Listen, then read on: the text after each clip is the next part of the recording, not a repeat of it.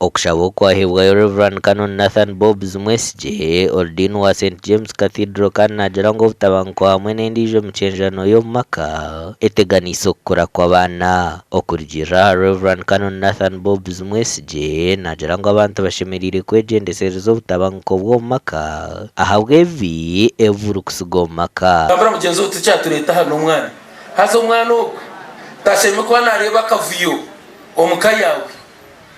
Domestic violence is very destructive nkimanisa ngu domestic violence netanatandisa mwetagura.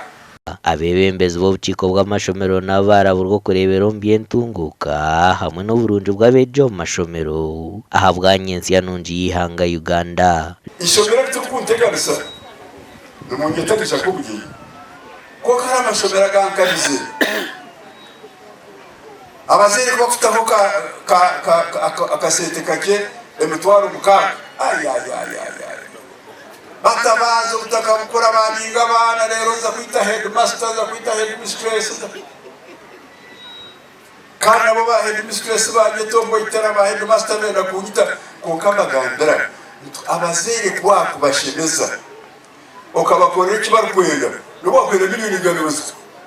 Lieutenant Colonel James Mwesije uri omujocho rwa mukuru w'ihanga ahabwa orurembo rwa Mbarara yarabara batarikwenda kutoma nkora enteekateeka za gavumenti omu mashomero nka UPE hamwe na USE ngu nibareeta embandamo omu ihanga. Obutabanguko bw'omumaka nikimwe aha bintu ebikirizeyo okuzingamya entunguuka omu maka kandi nibuteganisa n'okushoma kw'abeegi. Tukuba omuzaire okunguta kureeberera omwana ko wamuzaire mukoratire mutereho uburyo ashome muhereze ebyokurya muhereze ebikozeso so nishaba abazaire kugira ngo na supporting abana babo babareberere na muganda amashomero iteri yitu abazaire nibakora mu muhango bunini so muganda amashomero ikintu kushaba no kugira ngo abatakumanya cyo gukora ninga bakiri kumanya cyo gukora bashebe kumanya ngo umwana no wawe kandi nyense ubwo mwana niwe kuza kuyamba karuhundisho hari kuza kuyamba nabanze kuyambiwe. Aha bwa TV West nde era achiza.